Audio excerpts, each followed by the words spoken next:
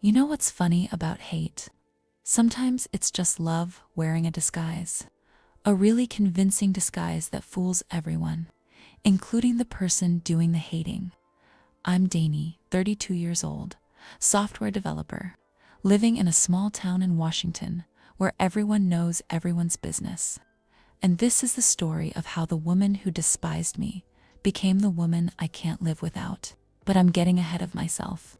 Let me take you back to when it all started. When I thought I had my life figured out.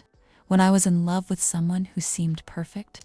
When I had no idea that the cold, cruel woman who made my life miserable would end up being my entire world. It's November 2024. I'm sitting in my apartment in France. Yes, France. That's where I ended up. With her, the woman who changed everything. But to understand how I got here, I need to tell you about Ruth, about Helen, about how wrong I was about absolutely everything. So buckle up. This story doesn't go where you think it's going. I met Ruth at a tech conference in Seattle, spring of 2023. She was presenting on cloud architecture. I was in the audience pretending to understand half of what she was saying, but really, just watching the way she moved her hands when she talked. She had short blonde hair, confident, smart, the kind of woman who walks into a room and everyone notices.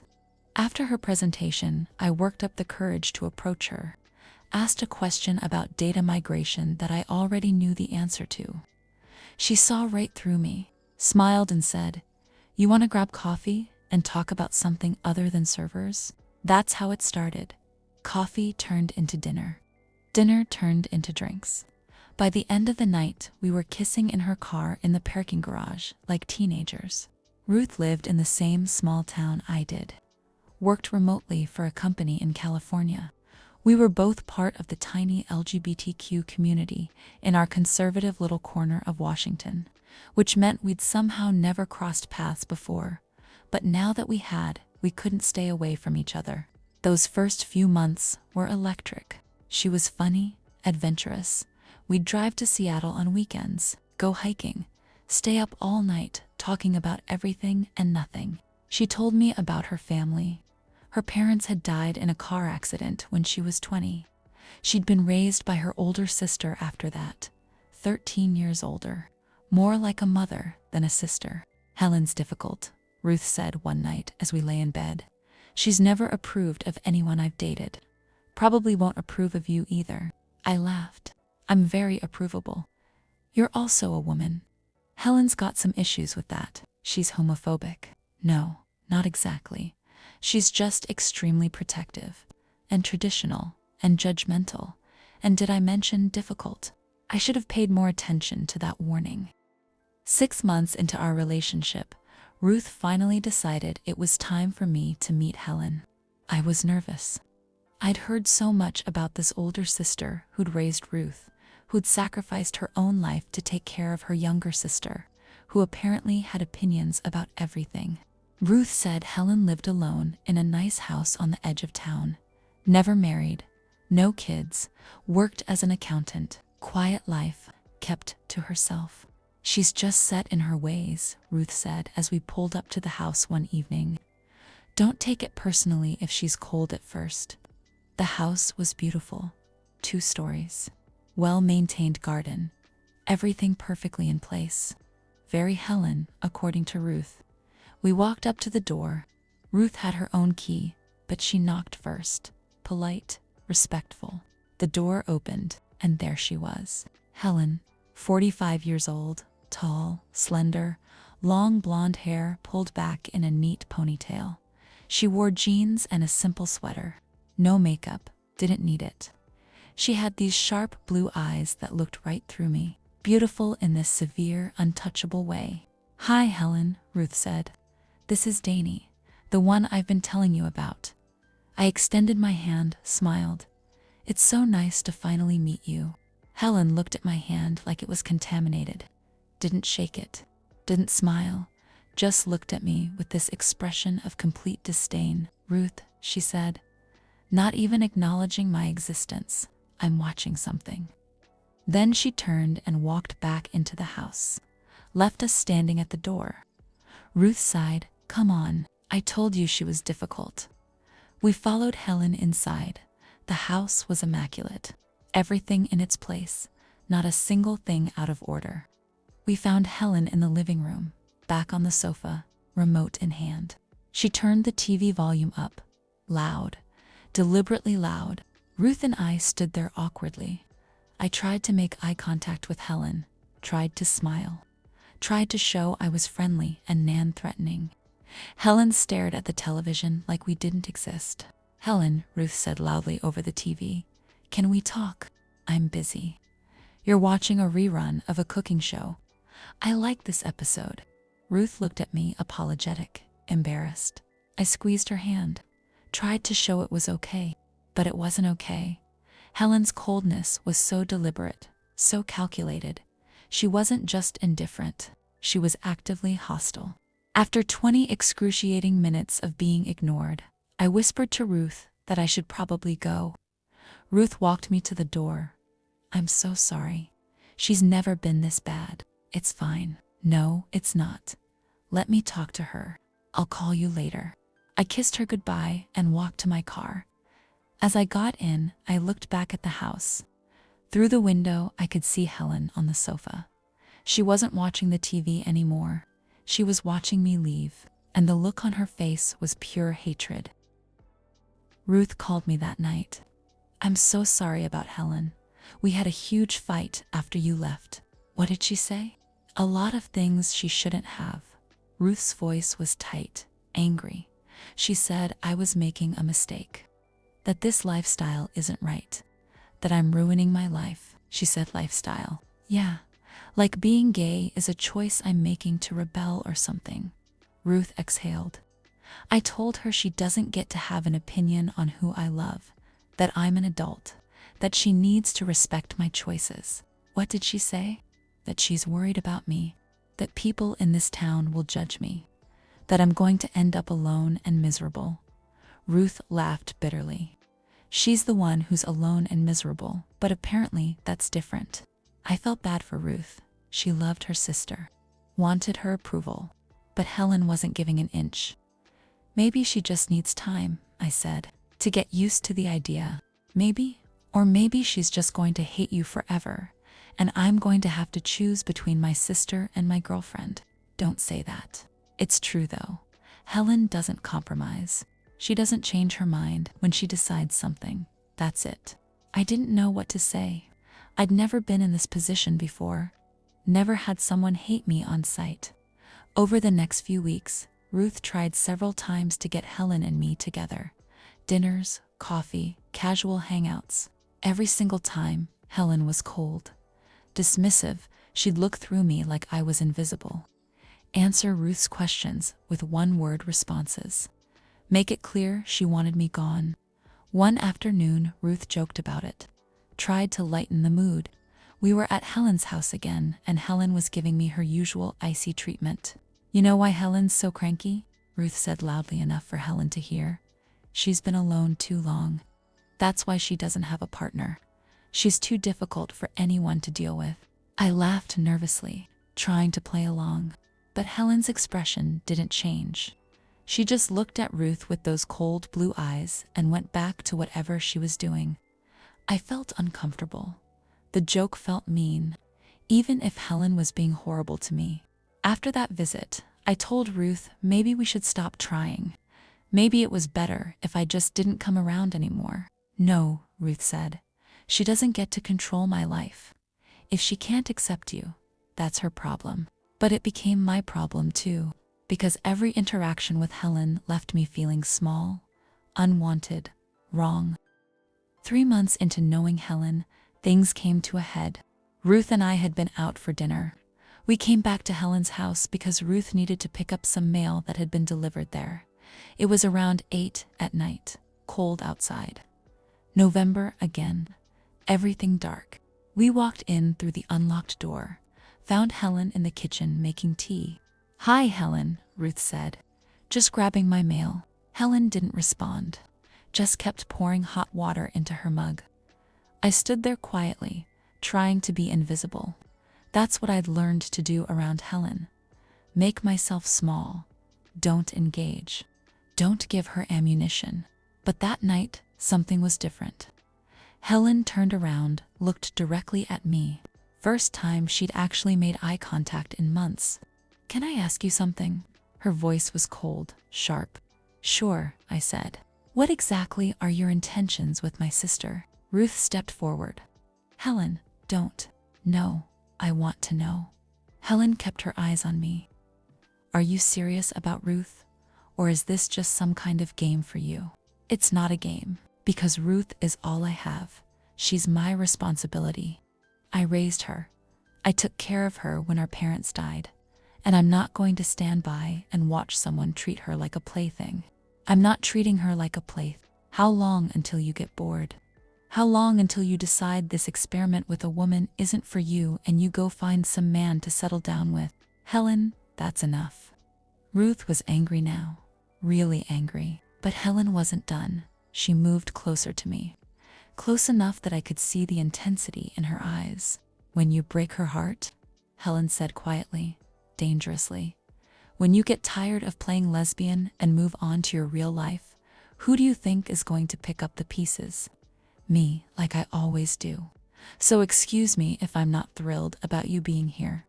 The words hit me like physical blows. I felt tears burning behind my eyes, felt my throat closing up. "Get out," Ruth said to Helen. "This is ridiculous. This is my house. Then we'll leave. Come on, Dany." But I was frozen, staring at Helen, at this woman who hated me so much, who thought so little of me, who saw me as temporary, fake, not real. "I love Ruth," I managed to say, my voice shaking. "I'm not playing, I'm not experimenting. I love her." Helen's expression didn't change. Everyone thinks they're in love, until they're not. Then she walked out of the kitchen, left me standing there with tears running down my face. Ruth pulled me into her arms. "I'm so sorry. She's wrong. She's completely wrong." But the damage was done. Helen's words had lodged themselves in my chest like shrapnel. I cried in Ruth's car on the way home, big, ugly sobs, the kind where you can't catch your breath. "I don't understand why she hates me so much," I said. "I haven't done anything to her. She's protecting me, in her own twisted way, by making me feel like garbage. She's been hurt before, by people who left, by people who didn't stay. She's scared it's going to happen again, so she's taking it out on me. Yeah, and it's not fair. I know it's not fair." I went home that night feeling broken, feeling like maybe Helen was right. Maybe I wasn't good enough for Ruth. Maybe I was just temporary. It took Ruth's days to convince me otherwise, to reassure me that Helen was wrong, that we were real, that we were going to make it. But something had changed. I was scared now. Scared of Helen, scared of her judgment, scared that maybe she saw something I didn't. After that night, I stopped going to Helen's house entirely. I told Ruth I couldn't handle it anymore. Couldn't handle the coldness, the cruelty, the constant feeling of being judged and found wanting. Ruth understood. She was angry at Helen. They'd had several more fights. Their relationship was strained, but Ruth loved her sister, didn't want to lose her. So she kept trying, kept defending me, kept hoping Helen would come around. She didn't. For the next few months, Ruth and I built our life around avoiding Helen. We'd meet at my apartment, at restaurants, at friends' houses, anywhere but Helen's. Sometimes Ruth would go visit Helen alone, would come back frustrated, upset they'd fought about me again. She asked when I was going to wake up and end this. Ruth told me one night. Asked when I was going to stop embarrassing the family. "We don't even have any family left besides each other." That's what I said. She said that's exactly why it matters. Because we're all each other has, and I'm throwing it away for a relationship that won't last. Does she think any relationship will last? Or just ours? Just ours. She thinks because we're both women, it's not real, not permanent. That we're just confused or going through a phase. We were happy. At least I thought we were. Ruth was affectionate, attentive. We spent almost every evening together. Weekends were ours. We talked about getting a place together, about building a future. I thought this was it.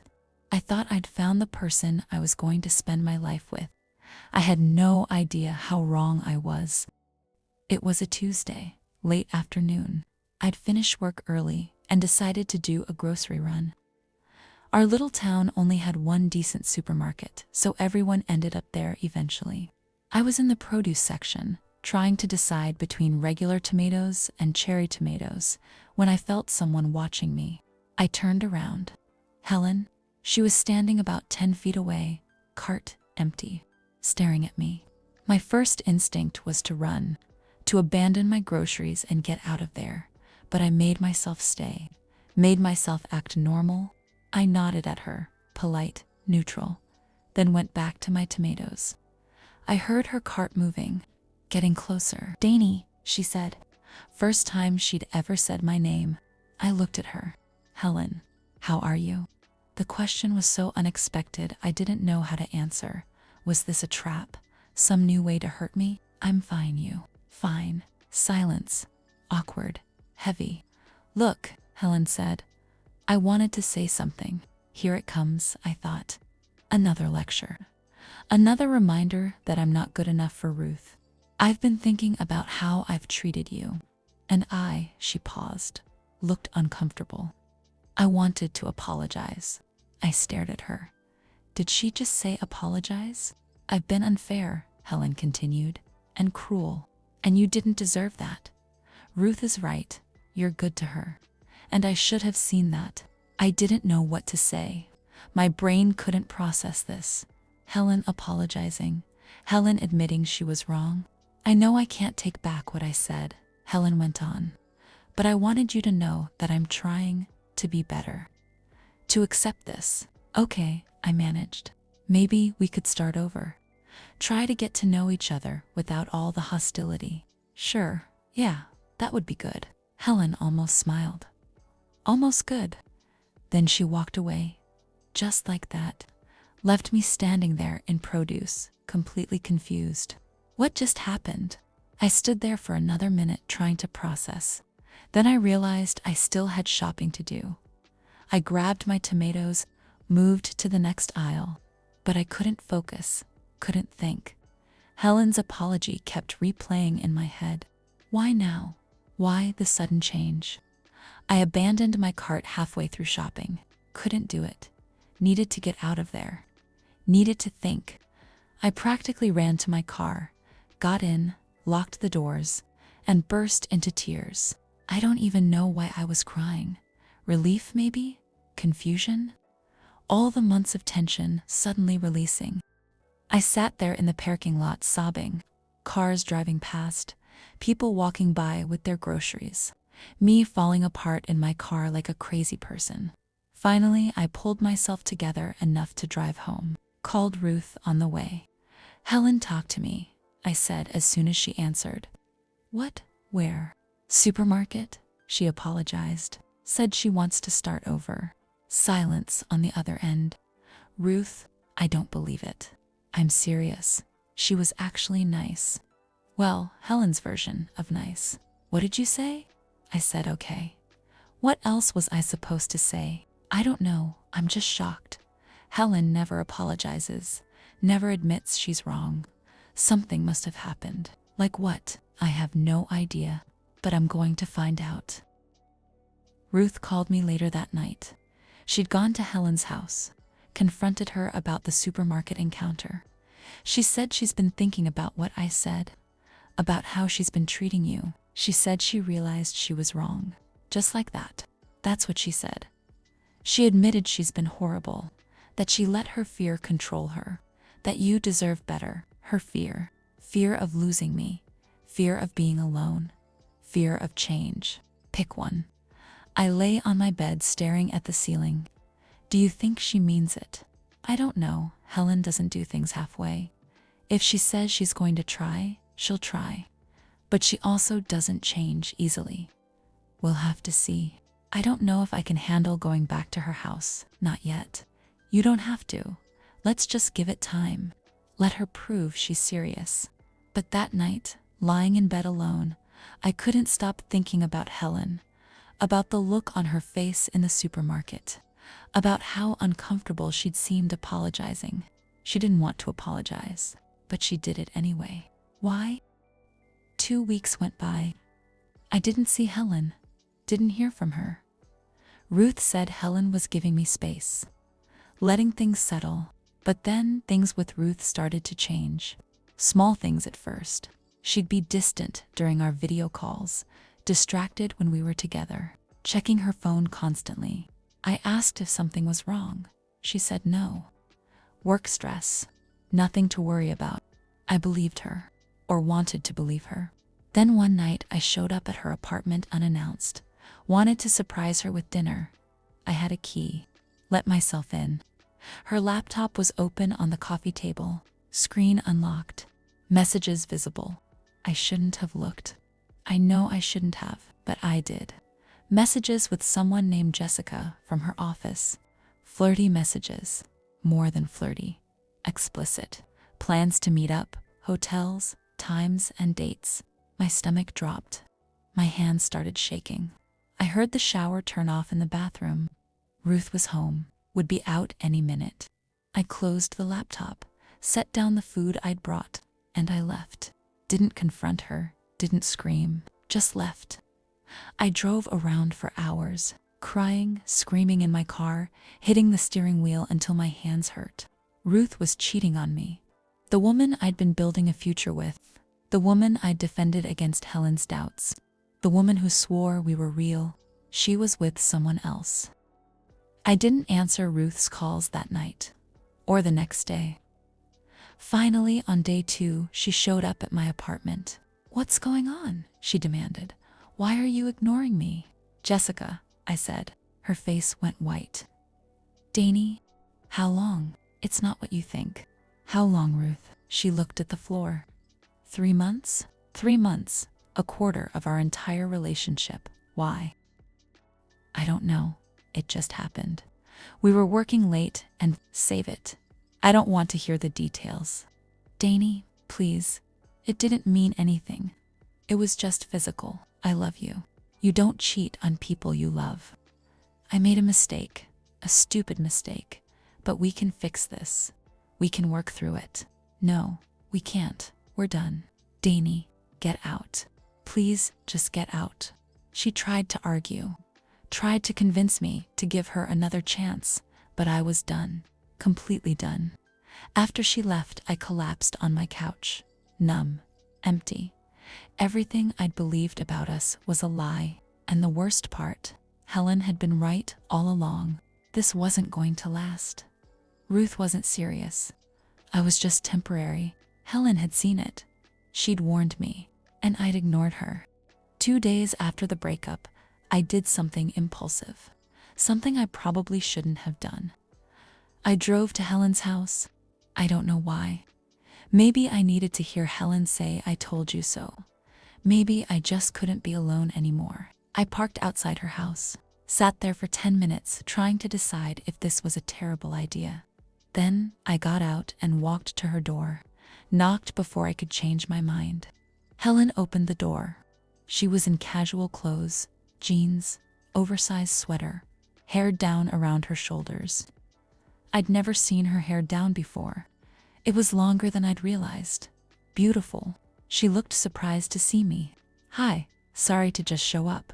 I was looking for Ruth." Something shifted in Helen's expression. "No, she went to New York. Work meeting. Didn't she tell you?" "New York," my voice cracked. "There's no meeting. I work in tech too. I would know." Helen studied my face. "Come inside." "No, I should go. I'm sorry for bothering you." "Dany, come inside, please." There was something different in her voice, something gentle. I found myself following her into the house. The living room was exactly as I remembered. Immaculate. Perfect. Helen gestured to the sofa. I sat. "What's going on?" she asked. "Ruth and I broke up 2 days ago. I found out she was cheating with someone from her office." The words came tumbling out. "She's been seeing her for 3 months. While we were together, while I was defending our relationship to you, while I was telling you that we were real. Helen sat down next to me, closer than I expected. I'm sorry, you're not. You were right about everything. No, I'm not thrilled.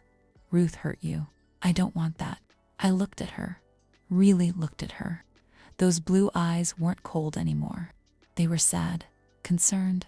She said she went to New York for work, but she hasn't been to work in 2 days. Her office called me asking where she was. Helen's jaw tightened. Wait here. She stood up, walked upstairs. I heard a door open, then silence, then footsteps coming back down, faster. Helen appeared at the bottom of the stairs. Her face was different, angry. Come with me, she said. What? If you want proof, come with me. I followed her upstairs, down a hallway, to a door at the end. Ruth's old bedroom. Helen opened it. The room was empty. Bed made, everything neat. I don't understand, I said. Helen walked to the closet, opened it, pointed to a suitcase. She was here yesterday, packed this, said she was going to New York, but there's no meeting. No, there's no meeting. Helen turned to face me, and if she lied to both of us, there's only one reason why. The realization hit me like a truck. She's with Jessica, probably, for 2 days. Told me she was going to New York. Told her office she was sick. Told you nothing. I felt my knees go weak. Helen caught my arm, steadied me. I'm sorry, she said again. I'm so sorry you're finding this out this way. I started crying right there in Ruth's old bedroom, standing next to the woman who'd hated me for months, crying about the woman who'd betrayed both of us. And Helen pulled me into her arms, held me while I sobbed, let me fall apart without judgment. I was such an idiot, I cried into her shoulder. You tried to warn me. You knew. I didn't know this. I thought she wasn't serious. I didn't think she'd cheat. You were still right about everything. I wasn't right about you. I was wrong about you. Helen's arms tightened around me. You're not temporary. You're not fake. You loved her. Really loved her. I saw that. I just didn't want to admit it. We stood there for a long time, me crying, her holding me, the house quiet around us. Finally, I pulled back, wiped my eyes. I should go. Thank you for telling me the truth. Stay, please, just for a little while. I don't think you should be alone right now. Why are you being nice to me? Helen looked at me for a long moment, because I was wrong about so many things, and I need to make it right. I stayed at Helen's house for hours that night. We sat in the living room. She made tea. We talked, really talked, for the first time ever. She told me about her parents, about the accident that killed them, about suddenly being 25 years old and responsible for a 12-year-old sister. I gave up everything, she said. My job in Seattle, my apartment, my life. I moved back here to raise Ruth, and I don't regret it, but it was hard. Being that young and suddenly having to be a parent. You did a good job. Ruth is successful, happy, or I thought she was. I was too protective. I know that. I still see her as that 12-year-old who needed me, not as a 32-year-old woman who can make her own choices. You were trying to protect her. I was, but I went about it wrong. Especially with you. I sipped my tea. Can I ask you something? Why did you hate me so much? Helen was quiet for a long time. I didn't hate you. You could have fooled me. I was scared. Scared of Ruth getting hurt. Scared of being left behind. Scared that if Ruth had you, she wouldn't need me anymore. She looked at me, and I was wrong. Ruth will always be my sister. Having a partner doesn't change that. I should have supported her, supported you both. I appreciate you saying that. I mean it. You were good to her. Better than she deserved, apparently. We sat in comfortable silence for a while. Then Helen said, "Can I ask you something?" "Sure." "What are you going to do now about Ruth?" "Nothing. We're done. I'm not taking her back." "Good. You deserve better." "Do I, though?" Maybe she was right. Maybe I wasn't enough. Stop. Don't do that. Don't make this your fault. Ruth made choices, bad choices. That's on her. I felt tears threatening again. Helen noticed, set down her mug and moved closer. You're going to get through this, she said. It's going to hurt. But you're going to be okay. How do you know? Because you're stronger than you think. I've watched you for months, watched how you handled my cruelty, how you kept trying even when I made it impossible. That takes strength, or stupidity. Strength, Helen insisted. And Ruth is the stupid one, letting you go. Something in the way she said it made me look at her, really look at her. And for just a second, I saw something in her eyes, something I couldn't name. Then it was gone. She stood up. It's late. You should probably head home. Yeah, thanks for this, for listening, for being nice. I should have been nice from the start. She walked me to the door.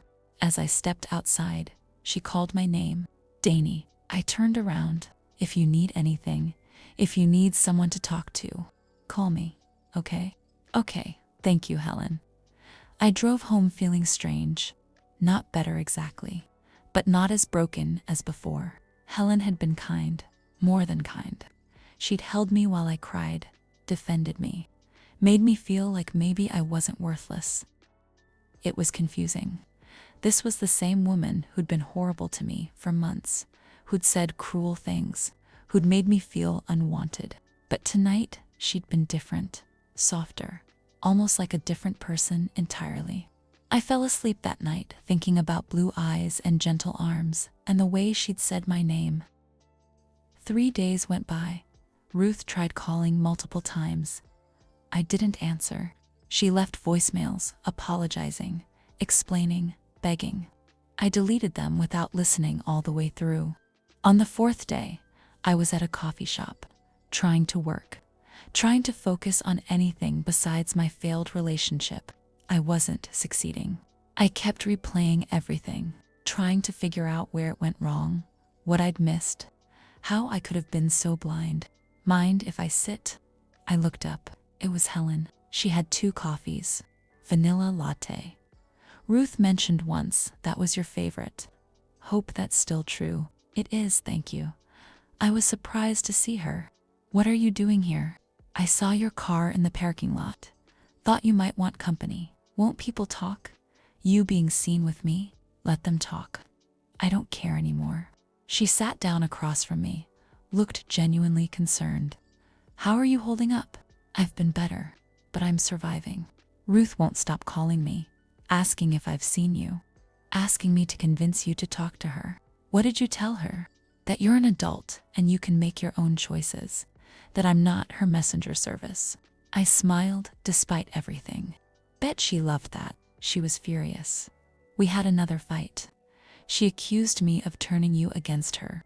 That's ridiculous. I told her the same thing. She turned you against her all by herself. We sat in silence for a moment. Then Helen said, I need to tell you something, and I need you to not hate me for waiting this long. My stomach dropped. The supermarket. When I apologized, there was a reason I did it then. Ruth had called me that morning, told me she was seeing someone else, told me she was going to break up with you.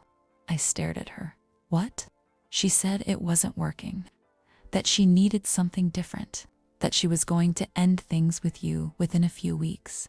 Helen looked guilty. I felt terrible. I'd spent months being awful to you, making your life miserable, and you were about to get your heart broken anyway. So I found you at the supermarket. I wanted to apologize before Ruth destroyed you. She told you about the affair. Yes, she asked for my advice. Can you believe that? She cheated on you and wanted me to tell her it was okay. What did you say? I told her she was an idiot, that you were the best thing that ever happened to her, that she was throwing away someone real for someone temporary. Tears were running down my face again. I seem to cry a lot these days. Helen reached across the table, took my hand. I'm sorry I didn't tell you sooner. I should have warned you. But Ruth is my sister. I was torn. I understand. Family is complicated. It doesn't make it right. You deserved to know. I squeezed her hand. Thank you for telling me now. We sat there holding hands across the coffee shop table. People were probably staring, probably wondering. I didn't care.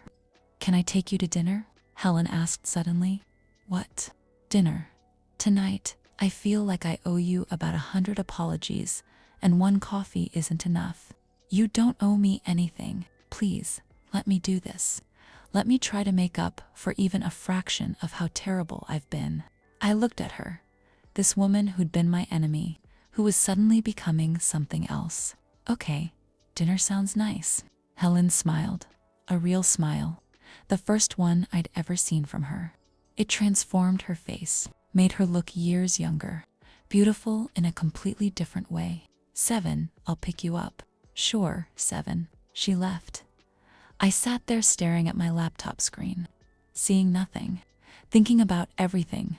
Something was shifting, something I didn't understand yet, but it felt important, significant, like standing on the edge of something that would change everything. Helen picked me up at exactly 7. She was wearing dark jeans and a cream-colored sweater, hair down again. I was starting to realize I preferred her hair down. She took me to a nice restaurant on the edge of town, Italian place, quiet, intimate lighting, the kind of place you take someone you're trying to impress. This is fancy, I said as we sat down. You deserve fancy. After everything you've been through. We ordered wine, pasta, made small talk about work and weather and safe topics. But underneath it all was this current, this awareness. Halfway through dinner, Helen set down her fork. Can I ask you something personal? Sure. When did you know that you liked women? College. I dated guys in high school, but it never felt right. Then I met this girl in my programming class, and everything clicked. What happened with her? We dated for a year. Then she graduated and moved to California. We tried long distance, but it didn't work. I sipped my wine. What about you? Have you ever dated women? Helen looked uncomfortable. No, I've only dated men. A few relationships, nothing serious, nothing that lasted. Why not? I don't know. I never felt strongly enough about anyone to make it permanent. Always found reasons to end things. Maybe you were looking in the wrong places. Maybe I was looking at the wrong gender. The words hung between us, heavy, loaded. I stared at her. Are you saying? I don't know what I'm saying. I just know that I've never felt about any man the way I. She stopped, looked away. Never mind. Forget I said anything. Helen, it's nothing. I'm just confused. The breakup with Ruth has me thinking about a lot of things. We finished dinner in slightly awkward silence, but it wasn't uncomfortable. More like both of us were processing, thinking. Helen drove me home, walked me to my door. Thank you for tonight, I said. I really needed it. Thank you for giving me a chance, after everything. We stood there, close, the porch light casting shadows. Dany, Helen said quietly, I need to be honest with you about something, okay? The reason I was so awful to you, it wasn't just about protecting Ruth. What was it about? She looked at me, really looked at me. Those blue eyes intense, scared. It was about protecting myself, from feeling things I didn't want to feel, from wanting something I thought I couldn't have. My heart started pounding. What do you mean? I think you know what I mean. Helen, I'm sorry.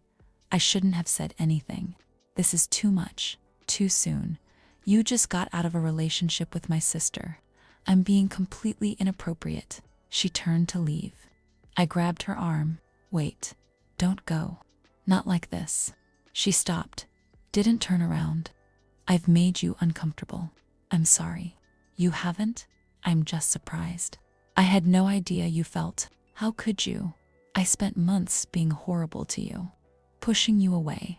Because every time I saw you with Ruth, I felt something I didn't understand, something that scared me. What did you feel? Helen turned around, looked at me with such raw honesty it took my breath away. Jealous. I felt jealous. Not of you being with Ruth, of Ruth being with you. The world tilted. Everything I thought I understood rearranged itself. I should go, Helen said. Before I say something else I can't take back. Helen, wait. But she was already walking to her car, getting in, driving away. I stood on my porch, watching her taillights disappear, my mind racing. Helen had feelings for me, had felt them for months.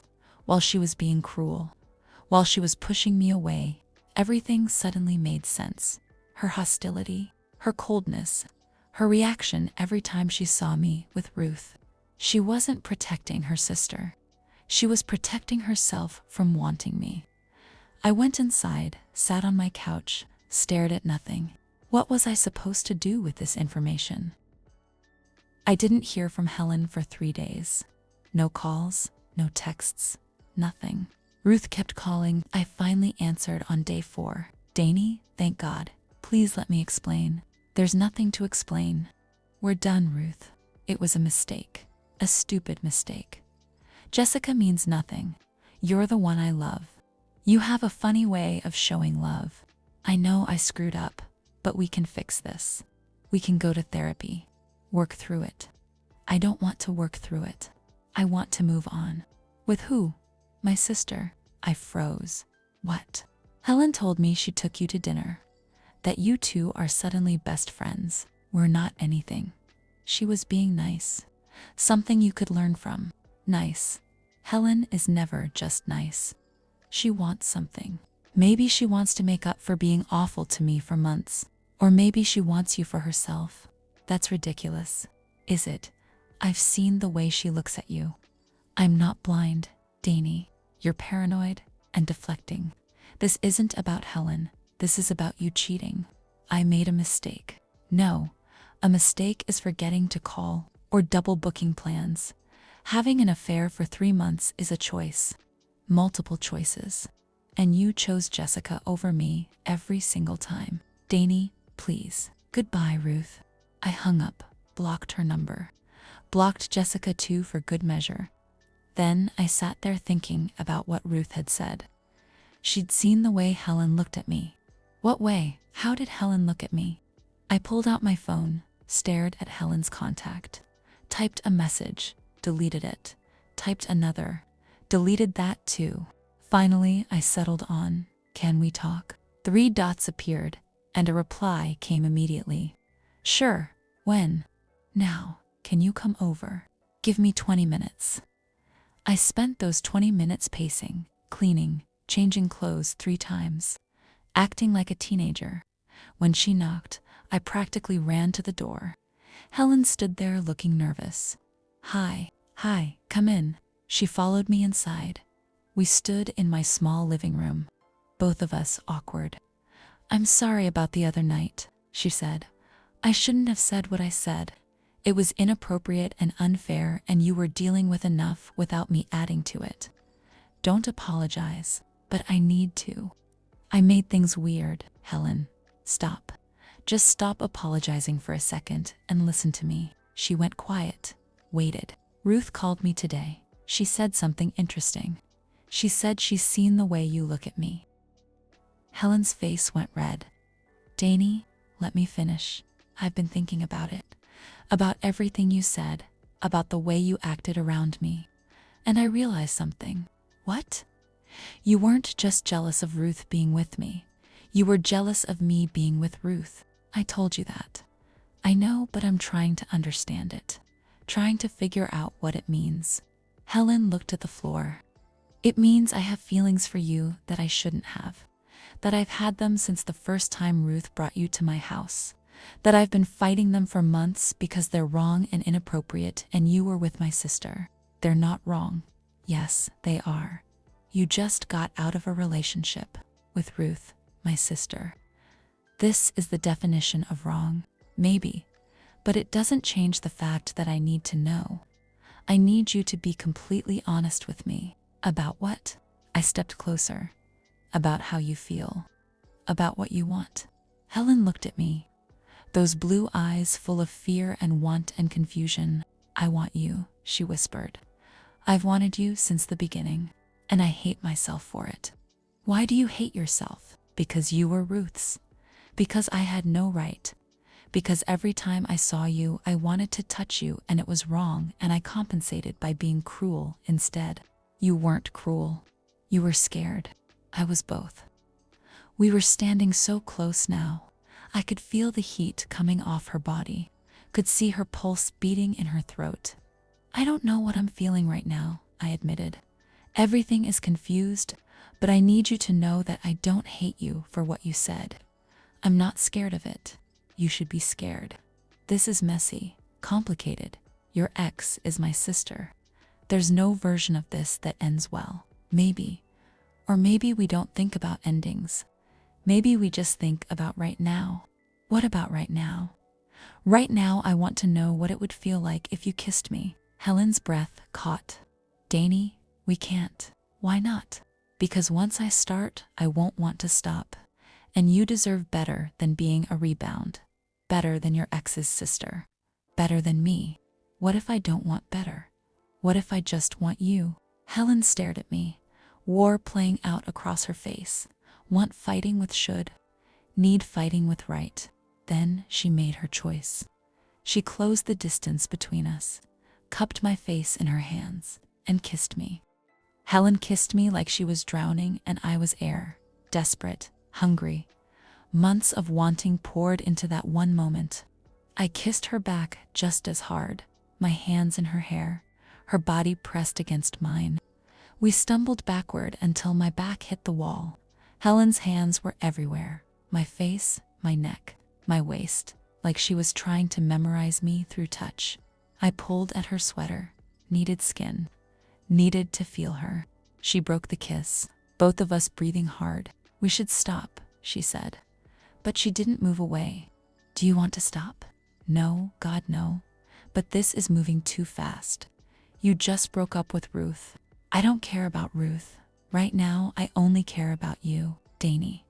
Her voice was wrecked, full of want. Tell me to stop.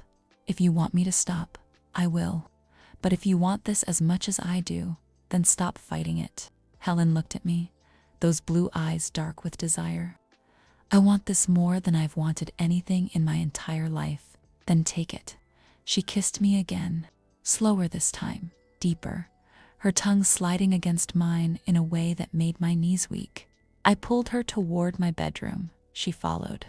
We left a trail of clothes, her sweater, my shirt, her bra, my jeans. By the time we reached my bed, we were down to underwear, both of us trembling, both of us scared and excited and wanting. Helen laid me down on the bed, climbed over me, looked down at me with such intensity I forgot how to breathe. I've dreamed about this, she said quietly.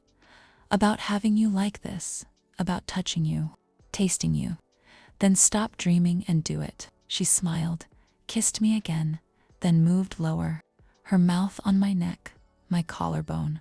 Lower still. She took her time, kissing every inch of skin. When her mouth closed over my breast, I cried out.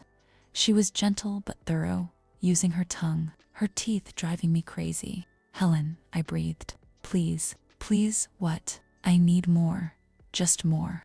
Her hand slid down my stomach, fingers tracing the edge of my underwear, teasing, like this.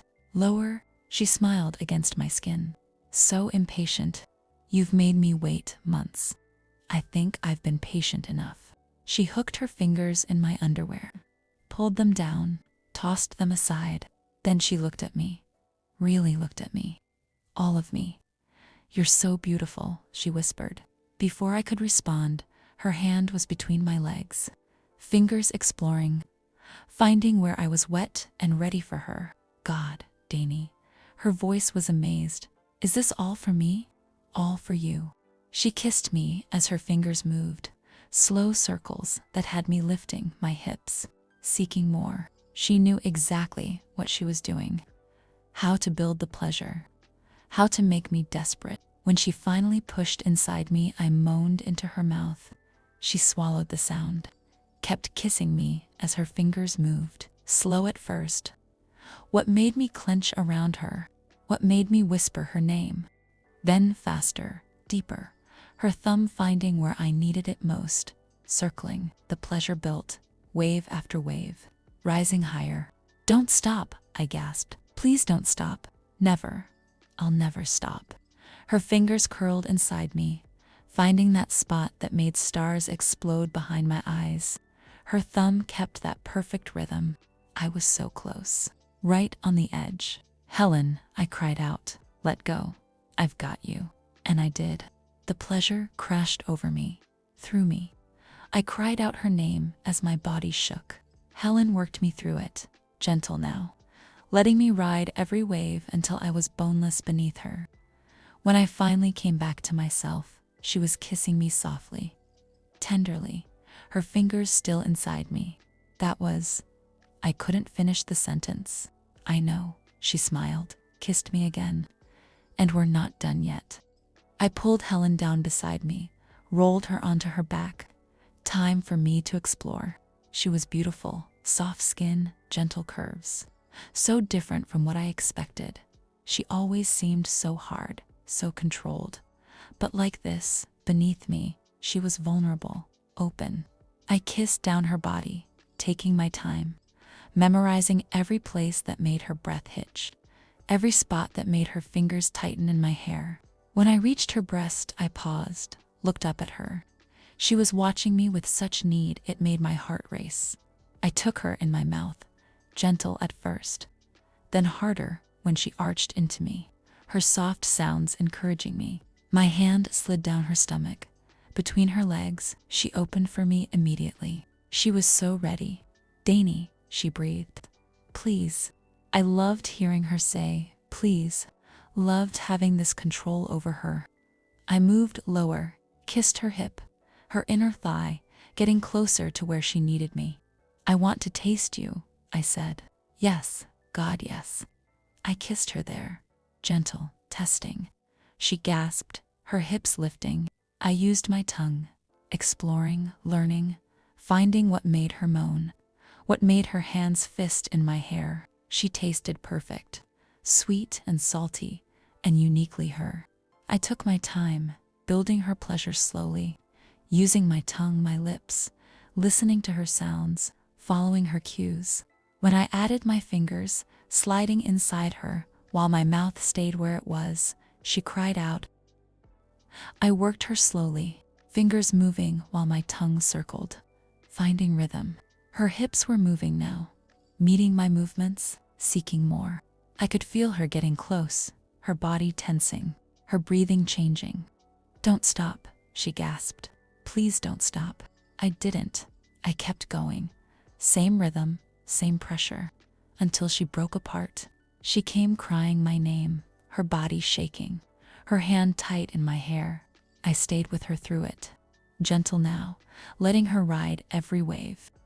When she finally relaxed, I kissed my way back up her body. She pulled me into her arms, held me tight. "That was incredible," she whispered. "You're incredible." We lay there, tangled together, both of us satisfied, both of us happy. "I should probably feel guilty about this," Helen said after a while. "But I don't, should I?" "I don't know. Should I feel guilty? Probably. But I really hope you don't." I propped myself up on my elbow, looked down at her. "I don't feel guilty. I feel like this is exactly where I'm supposed to be." She smiled, pulled me down for a kiss. "Stay tonight. I live here. I mean, stay with me like this. Let me hold you while we sleep. I'd like that." We pulled the blankets over us, curled into each other, her arms around me, my head on her chest. I listened to her heartbeat, steady, strong, real, and I fell asleep feeling safer than I had in months. I woke up to Helen's fingers tracing patterns on my back, gentle, soothing. "Morning," I mumbled. "Morning. How was your sleep?" "Best sleep I've had in weeks." She kissed the top of my head. "Me too." We lay there for a while, neither of us ready to face reality yet. Finally, Helen said, "We need to talk about this." "I know. Ruth is going to lose her mind, probably. She's my sister. This is going to complicate everything." "I know." Helen pulled back so she could see my face. "Do you regret last night?" No, not even a little, do you? No, but I'm scared. Of what? Of hurting you, of this being a rebound, of Ruth turning us both into villains. I touched her face. Last night wasn't a rebound. It was real. At least for me it was. It was real for me too. That's what scares me. I've never felt like this about anyone, and the timing is terrible, and the situation is complicated, and I have no idea how to navigate this, so we figure it out together. You make it sound simple. Maybe it is. Maybe we're overthinking it. Helen smiled sadly. Or maybe we're not thinking about it enough. This is going to blow up in our faces. Then let it. I'd rather have this blow up than never know what we could be. She kissed me, soft, sweet. When did you get so brave? When I met someone worth being brave for. We spent the morning in bed, making love again, slower this time, learning each other properly, taking time to explore, to discover. Helen was tender, attentive. She paid attention to every reaction, every sound, learning exactly how to make me fall apart. And I did the same for her, memorizing what made her hold on to me like I was her anchor. By the time we finally got out of bed, it was almost noon. I should go home, Helen said as we stood in my kitchen drinking coffee. Get showered, changed, look like I didn't spend the night having amazing sex. Do you have to? Unfortunately, yes. I have a work call this afternoon. When can I see you again? She smiled, eager. Very. Tomorrow, dinner at my place. I'll cook. You cook? I'm full of surprises. She kissed me goodbye, long and deep, promising more. After she left, I floated around my apartment. Couldn't stop smiling. Couldn't believe this was real. Helen, difficult, cold, impossible Helen, was sweet and tender and passionate, and she wanted me. My phone buzzed. A text from an unknown number. This is Jessica, Ruth's friend. We need to talk about what you're doing with Helen. Call me. I stared at the message. How did Jessica even have my number? I deleted it, blocked the number. Not today. Today was too perfect to let Ruth's drama ruin it. But in the back of my mind, I knew this wasn't over. Ruth knew about me and Helen, which meant everyone would know soon. The storm was coming. But for now, I let myself enjoy the calm, and a part of me felt proud in this weird way thinking, so that cold, tough woman actually fell for me. The next day, I went to Helen's house for dinner. I'd been there before, but it felt different now, like I was seeing it with new eyes. Helen answered the door, looking beautiful. Jeans and a soft green sweater that made her eyes look even bluer. Hair down, smiling. She pulled me inside, kissed me before I could even say hello. I missed you, she said against my lips. I saw you yesterday, too long ago. She led me to the kitchen. Something delicious was cooking. Chicken and herbs. You really do cook, I said, impressed. I told you.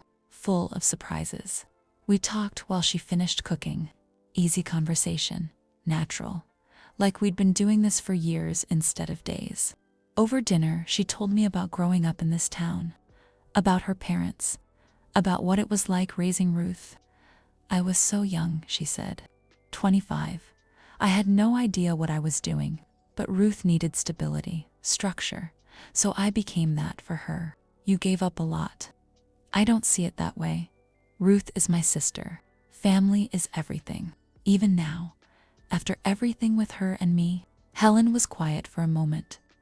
I love Ruth, but I'm also disappointed in her. She hurt you, cheated, lied. That's not okay. Family doesn't mean accepting bad behavior. Will she forgive you for this? Eventually maybe, or maybe not. But I can't live my life for her approval. I've done that for too long. After dinner, we moved to the living room. Sat close on the couch. Helen pulled a blanket over us. Can I ask you something? I said.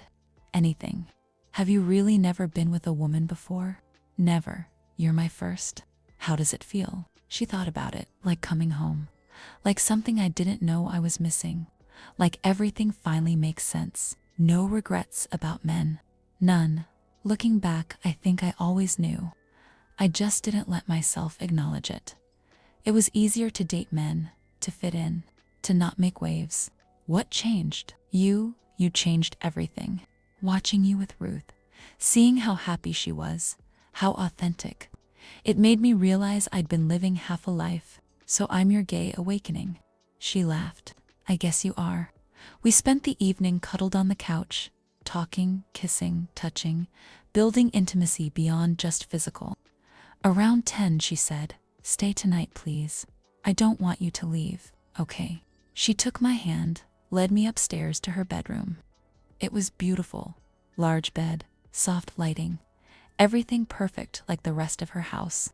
We undressed each other slowly. No rush this time, just appreciation. In her bed, under her blankets, she made love to me with such care it brought tears to my eyes. She kissed every inch of me, whispered how beautiful I was, how lucky she felt, how she'd never felt this way about anyone. And when I came apart under her hands and mouth, she held me through it, kissed my tears, told me she had me. Then it was my turn. I worshipped her body, showed her with actions what words couldn't convey. She was responsive, vocal, letting me know exactly what she needed, what she loved. When she came, she said my name like a prayer, her body trembling, her hands tight in my hair. Afterward, we lay facing each other, fingers intertwined. "I'm falling for you," Helen whispered. "Is that crazy?" "It's only been a few days. It's not crazy. I'm falling for you too." "What are we doing, Dany?" "Living. Finally living instead of just existing." She kissed me, soft, sweet, full of promise. We fell asleep wrapped around each other, safe, happy, together. I woke up to my phone buzzing, multiple messages, multiple missed calls. "Ruth, I know you're sleeping with Helen. How could you do this to me? She's my sister. You're both disgusting. Call me back right now." I showed the messages to Helen. She read them and sighed. She was going to find out eventually. "How do you think she knows?" "What do we do?" Helen took my phone, typed a response. "Ruth, what Dany and I do is none of your business. You cheated. You ended the relationship. You don't get to be angry that she's moved on." She hit send before I could stop her. Immediate response, moved on with my sister. Helen typed back, "Yes, and we're happy. Get over it." My phone started ringing. Ruth calling. Helen declined it. "She's going to show up here," I said. "Let her. She needs to hear the truth. That I love you, that this is real, that she had her chance and she destroyed it." My heart stopped. "You love me?" Helen looked at me, really looked at me. "Yes, I know it's fast. I know it's complicated. But yes, I love you. I love you too." We kissed, deep, meaningful, sealing something between us. 20 minutes later, there was pounding on the door. Helen answered it. I stood behind her. Ruth looked terrible, eyes red, hair messy. She pushed past Helen into the house. "How could you?" she screamed at me. "How could you do this?" "Ruth, calm down," Helen said. "Don't tell me to calm down. You slept with my girlfriend." "Ex-girlfriend. You cheated on her first. Remember, that's different." "How is it different?" "Because you're my sister. You're supposed to be on my side. I am on the side of the person who got hurt, which is Dany. You cheated. You lied. You don't get to play victim now." Ruth turned to me. "Did you do this to get back at me? Is this revenge?" "No," I said quietly. "This has nothing to do with you. Nothing to do with me. She's my sister. And you cheated on me with Jessica. So we're even. It's not the same." Helen stepped between us. "Ruth, you need to leave. You're upset and you're not thinking clearly." "I'm thinking perfectly clearly. You stole my girlfriend." "I didn't steal anyone. Dany made her own choice. After you manipulated her, you've always been jealous of my relationships, always found ways to ruin them. That's not true and you know it." They argued for another 10 minutes, Ruth screaming, Helen staying calm. Me standing there feeling guilty and defensive and confused. Finally, Helen said, "Enough. Get out. Come back when you can be civil." "I'll never be civil about this. You're both dead to me." She stormed out, slammed the door hard enough to shake the frame. Helen and I stood there in the aftermath, silence ringing. "Well," Helen said, "that went about as well as expected. I'm sorry." "Don't be. She's hurt." She calmed down eventually. "Will she though? I don't know, but I'm not giving you up. Not for her. Not for anyone." She pulled me into her arms, held me while I processed everything. "Is this worth it?" "Yes, you're worth it. We're worth it." I hoped she was right. The next few weeks were difficult, Ruth told everyone. Our small town gossip mill went into overdrive. People stared when Helen and I went out together, whispered, judged. Helen didn't care, held my hand anyway, kissed me in public, showed the world she wasn't ashamed. I tried to match her confidence, but it was hard. I wasn't used to being the center of drama. Work became awkward. People asked questions, made comments, some supportive, some not. One day my boss called me into his office. "Listen," he said, "what you do in your personal life is your business. But this drama with Ruth and her sister is affecting team morale. People are taking sides. It's becoming a problem. I understand. I'll keep things professional." I appreciate that. And for what it's worth, Ruth cheated first. "You didn't do anything wrong." It helped, a little, but the stress was building, Helen noticed. "Maybe we should cool things down, stop being so public." "No, I'm not hiding. You taught me that. I don't want this to ruin your life. You're not ruining anything. You're making it better." Despite everything, we were happy. Really happy. Helen was attentive, caring. She'd text me throughout the day, send me flowers at work, plan romantic evenings. We spent most nights together, either at her place or mine, learning each other, building something real. The physical part was incredible. We couldn't get enough of each other. Every touch felt electric. Every kiss led to more. She learned exactly how to make me fall apart. The right pressure, the perfect rhythm. She'd spend hours just focused on my pleasure, and I did the same for her. Discovered she loved being kissed on her neck, that she was sensitive behind her knees, that when I whispered how beautiful she was while touching her, she came harder. We were building intimacy, real connection. This wasn't just physical attraction. It was emotional, spiritual. Everything. That's the beauty of lesbian relationships. Women understand women better than anyone else. Yes, it's only a woman who can understand a woman's feelings and emotions. One night, 3 weeks in, we were in her bed. Both of us satisfied. Both of us happy. "Move in with me," Helen said suddenly. "What?" "Move in. I have plenty of space. You're here most nights anyway." "It makes sense." "Helen, we've only been together 3 weeks. I know, but when you know, you know. And I know this is right." I looked at her. This woman who'd gone from my enemy to my everything in such a short time. "Okay, yes, I'll move in." She kissed me, deep, happy. "Really, let's do this." The next week, I packed up my apartment, moved my things into Helen's house. Our house now. It felt right, natural, like coming home. Ruth found out, of course, sent more angry messages. I blocked her. Helen did too. "She'll come around," Helen said. "Eventually, and if she doesn't, then that's her choice. But I've made mine, and it's you." Living together was bliss. Helen made coffee in the mornings. I made dinner at night. We'd sit on the couch watching TV, taking walks, being normal and domestic and happy. The sex was still incredible. We couldn't keep our hands off each other. Kitchen counter, shower, living room floor. We christened every room. One Saturday morning, 3 months into living together, Helen woke me up with kisses trailing down my body. "Good morning," she murmured against my stomach. Very good morning. She moved lower, her mouth finding where I needed her. No teasing, just intense focus.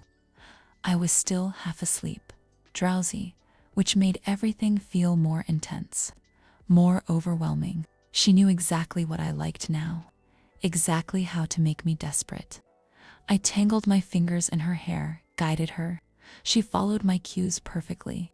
When I came, it was like falling, floating, everything melting away except pleasure. She kissed her way back up my body. I pulled her into a deep kiss, tasting myself on her lips. Your turn, I said. Later. Right now, I just want to hold you. We lay there tangled together, content, complete. I love you, I said. I love you too, so much. Do you ever regret this? Never. Best decision I ever made. Even with Ruth hating us, even with that, you're worth it. This is worth it. I believed her, because every day with Helen was better than the day before. We were building something beautiful, something lasting. For months in, things with Ruth finally started to shift. Helen got a text. Can we talk? She showed it to me. Should I? That's up to you. She's your sister. I want you there if we meet. You sure? Positive? We're a team. If she wants to talk to me, she talks to both of us.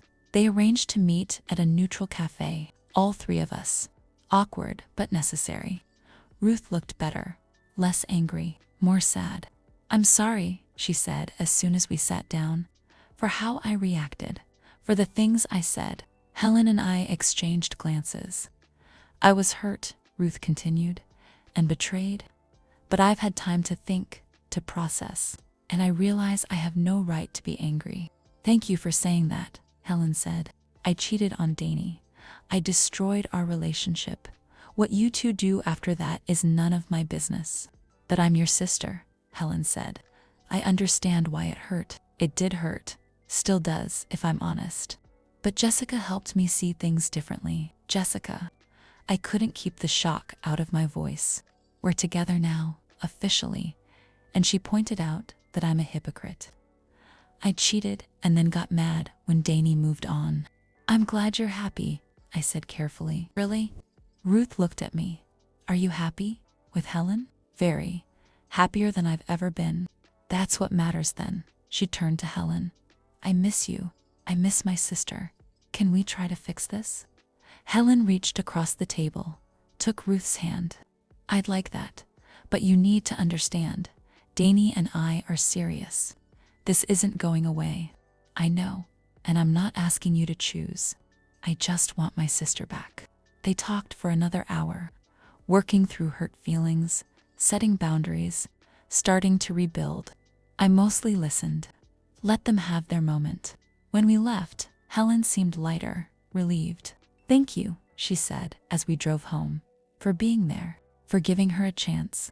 She's your family. Of course I'd give her a chance. You're my family too now. You know that, right? My heart swelled. Yeah, I know. Things with Ruth slowly improved. She started coming to dinners, being civil, even friendly. It was awkward at first, all of us navigating this new dynamic. But over time, it got easier. Ruth and Jessica seemed happy, and seeing Ruth happy made it easier to forgive her. Not forget, but forgive. 6 months into living together, Helen surprised me with a weekend trip. Pack a bag. We're going away. Where? It's a surprise. Just trust me. We drove 3 hours to the coast, checked into a beautiful bed and breakfast overlooking the ocean. This is amazing, I said, looking out at the water. You deserve amazing. Helen wrapped her arms around me from behind. I wanted to do something special, show you how much you mean to me. We spent the weekend walking on the beach, eating fresh seafood, making love to the sound of waves. On our last night, Helen cooked dinner in our room, had candles and wine, and made everything romantic. I need to tell you something, she said after we'd eaten. Okay? Before I met you, I was just existing, going through motions. I had my routine, my work, my house, but I wasn't really living. Helen, let me finish. You changed everything. You made me realize I'd been hiding, pretending, living half a life because I was too scared to want more. You weren't hiding. You were protecting yourself. Same thing, but then you showed up. And everything I thought I knew about myself got turned upside down. She took my hand. I love you, not just for who you are, but for who I get to be with you. I love you too, so much. I know this is fast, and I know we've only been together 6 months, but I need to ask you something. My heart started pounding. What? Come with me to France. What? My company offered me a position in Paris, head of their European division. It's a huge opportunity, and I want you to come with me. I stared at her, moved to France. Both of us. Yes, fresh start, new city. No history, no gossip. Just us building a life together. When? 3 months. They need someone by the end of the year. That's so soon. I know, and I'll understand if you want to stay. But I had to ask. Had to see if you'd want this adventure with me. I thought about it. My job here. My apartment was already given up. My life was already intertwined with Helen's. What was keeping me here? Nothing except familiarity. Yes, I said. Let's go to France. Helen's face lit up. Really, really, let's do something crazy. Let's be brave. She kissed me, deep, happy, full of promise. That night, we made love with new intensity, like we were celebrating, sealing our future. Helen was tender, passionate, whispering how much she loved me, how happy I made her. I returned every touch, every kiss, showing her with my body what words couldn't express. We stayed up all night, making love, planning, dreaming about our life in France. The next 3 months flew by. Helen worked on her transfer. I applied for remote positions with European companies. We planned, packed, prepared.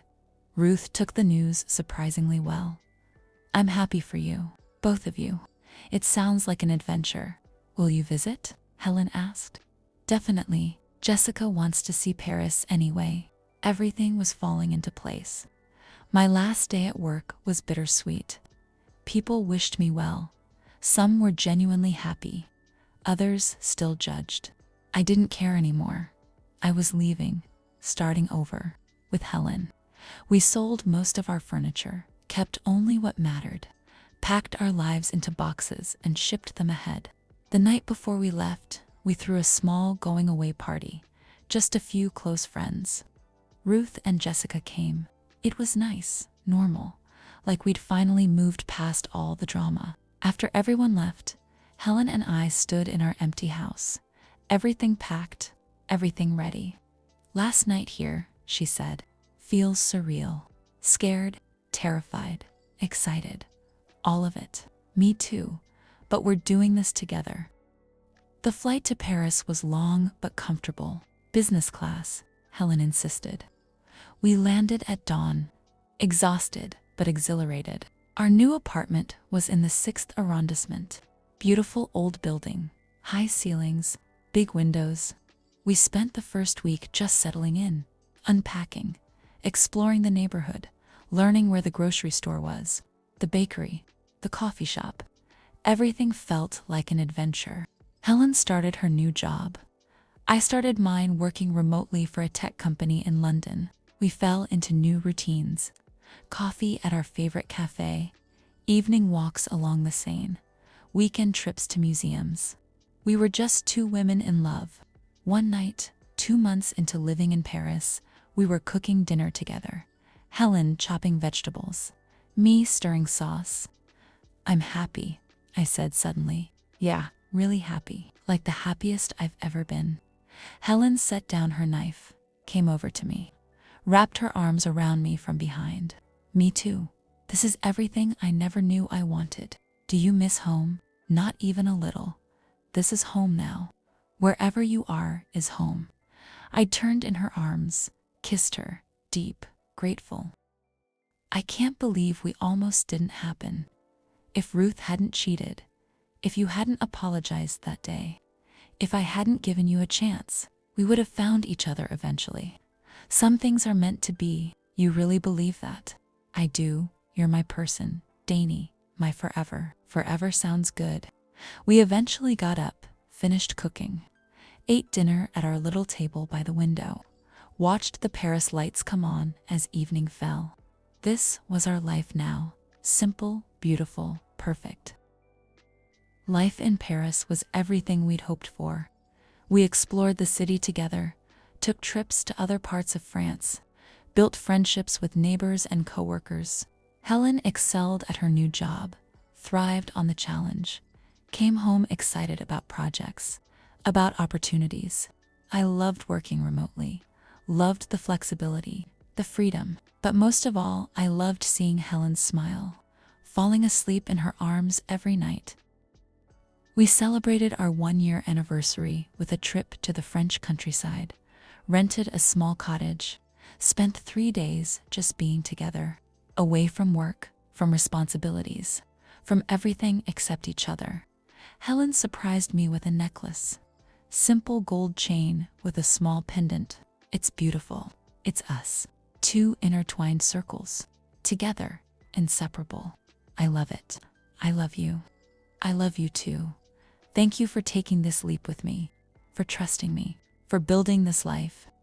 Thank you for showing me what real love looks like, for being patient when I was scared, for choosing me.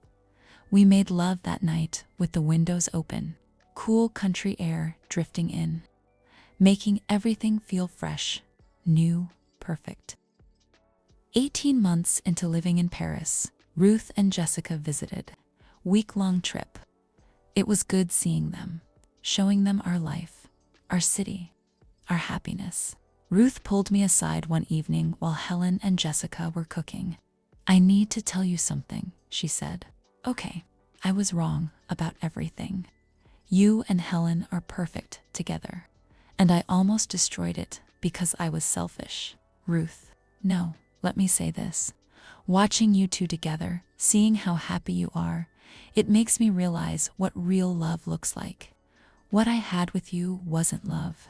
It was convenience, comfort, but not love. You loved me in your own way, maybe, but not the way Helen loves you. Not with that depth, that commitment. She smiled sadly. I'm glad you found it, even if it wasn't with me. I'm glad you found it too, with Jessica. Yeah, she's good for me, keeps me honest, calls me on my crap. That's what you need. What I need is to tell you I'm sorry, really sorry, for cheating, for how I reacted to you and Helen, for all of it. I forgive you. I forgave you a long time ago. Thank you, she hugged me. You're good for Helen too, you know? She's different now, lighter, happier. I haven't seen her like this ever. She's good for me too. That night, after Ruth and Jessica went to their hotel, Helen and I talked about the visit. It's nice having Ruth back in my life, Helen said. Even if things are different now, different good or different bad, different good, we're not as close as we were, but we're at peace. That's enough. I'm glad. Me too. She pulled me close, ready for bed, always. 2 years into living in Paris, Helen came home one day with an announcement. I got offered a promotion. That's amazing. Congratulations. There's a catch. It would mean traveling more, being gone sometimes for a week at a time. Okay, we'll make it work. You sure? I don't want to be away from you that much. Helen, this is your career, your dream. I'm not going to hold you back. You're incredible. You know that. I try. The travel was hard at first, being apart, missing her, but we video called every night, texted throughout the day, made it work. 2.5 years into Paris, we had a serious conversation about the future. Where do you see us in 5 years? Helen asked one night. Here with you, happy. Do you ever think about marriage? My heart skipped. Yeah, I never thought I'd want it, never saw the point. But with you, it feels different, like something I want, something that means something. What are you saying? I'm saying I want to marry you, Someday, when the time is right. No proposal, no ring. Not yet, but soon. When I can do it properly, the way you deserve. I kissed her. I don't need proper, I just need you. You have me. We fell asleep that night talking about futures, about possibilities, about the life we wanted to build, marriage, a house instead of an apartment. Growing old together, all of it seemed possible, real, within reach. 3 years into Paris, Helen took me back to that same bed and breakfast where she'd first asked me to come to France. Full circle, she said as we checked in. I love it here. That evening, she made dinner reservations at a fancy restaurant, made me dress up, acted nervous all through dinner. I knew what was coming, could feel it.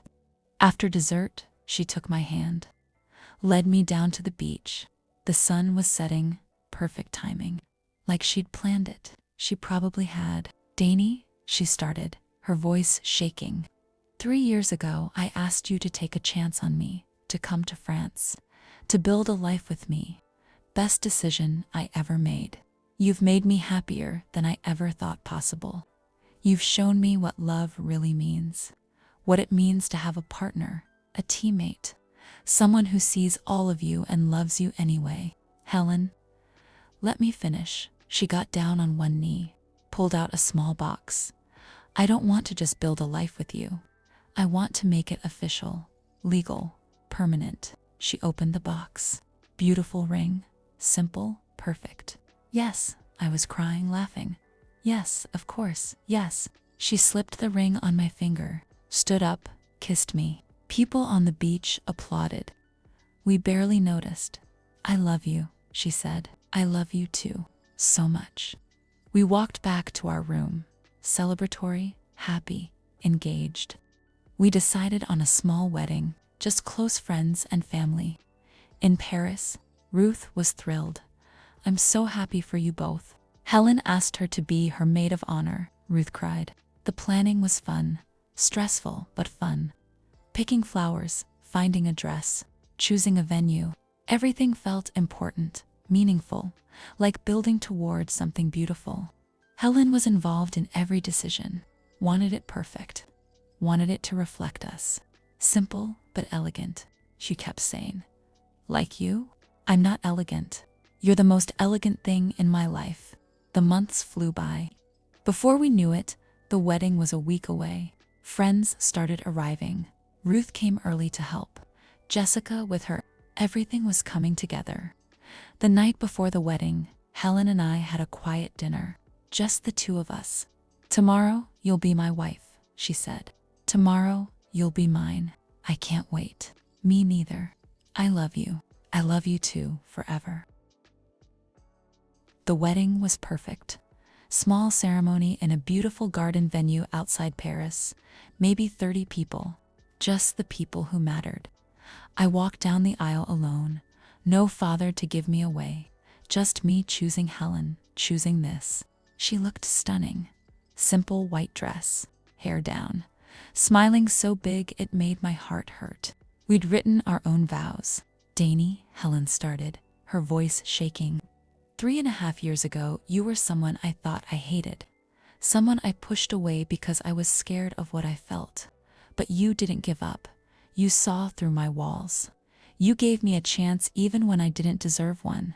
You taught me what it means to be brave, to be honest, to love fully. I promise to spend the rest of my life making you as happy as you've made me. I promise to be your partner, your safe place, your home. I promise to love you through everything forever. I was crying by the end. So was everyone else. My turn? Helen, you changed my life. You showed me that sometimes the person who challenges us the most is the person we need the most.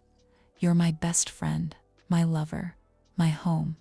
I promise to be brave with you, to build adventures with you, to love you through good times and hard times, to choose you every day for the rest of my life, forever. The officiant pronounced us married.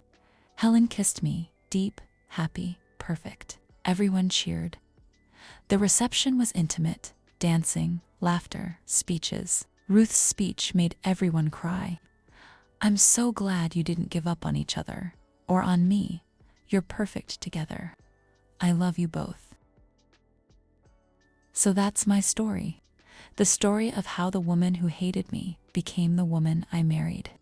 Helen, who was cold and cruel, who pushed me away because she was scared, who finally let herself be vulnerable and honest and real. It's not always perfect. We fight sometimes, disagree, have bad days, but we always come back to each other. Always remember why we chose this, why we chose us. Ruth visits every few months. She and Jessica are doing well, talking about getting married themselves. We video call with them, share our lives, support each other. The town we left behind doesn't matter anymore. The gossip, the judgment, all of it faded away when we built something new. Sometimes I think about where I'd be if Ruth hadn't cheated, if Helen hadn't apologized in that supermarket, if I hadn't given her a chance.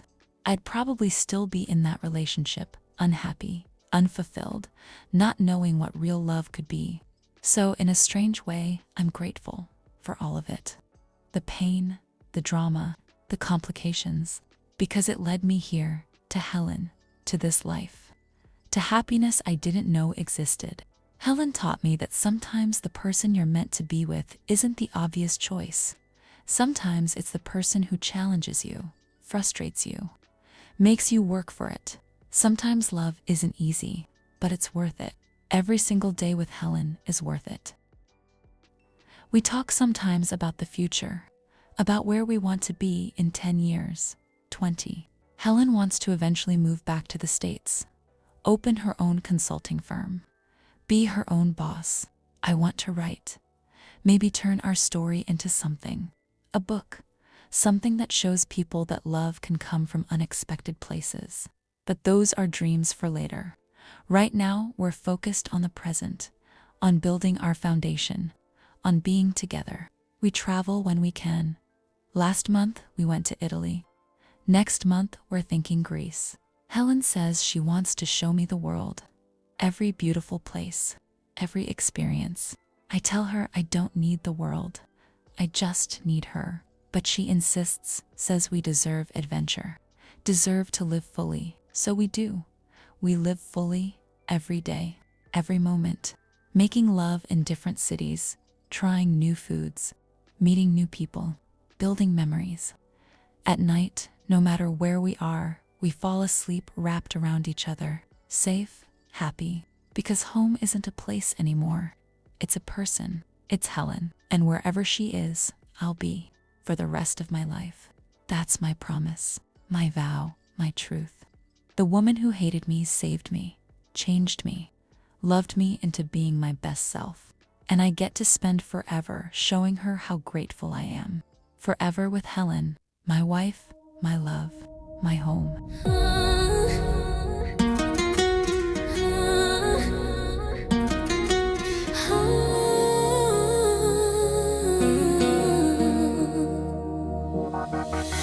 I thought I had it figured out.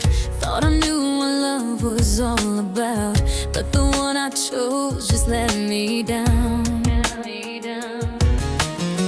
And the one I pushed away stuck around. Funny how the heart can lie to you, make you chase what you were never meant to pursue. All this time I was looking past the only one who'd ever last, right in front of me. Sometimes love comes from the last place you look, the enemy who saw right through you like a book. The fire that you thought would burn you to the ground turns out to be the one who never let you down. All those walls were hiding something true. The last place I looked was right next to you. Was always you.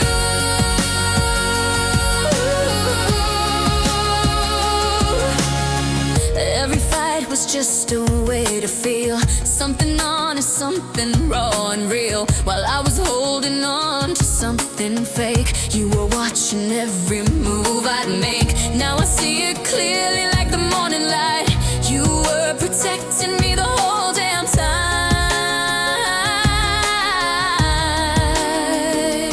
All this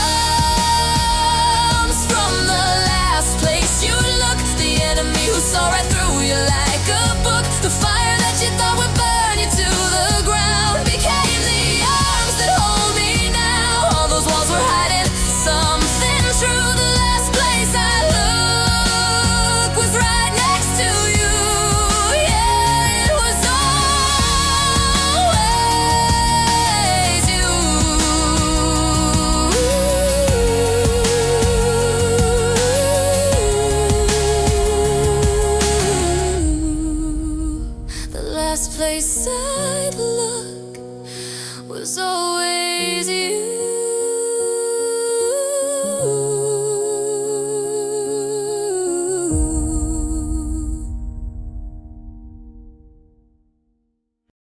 Thank you for watching Sapphic Story Hour. Please like, subscribe, and share your thoughts in the comments. Until next time, bye-bye.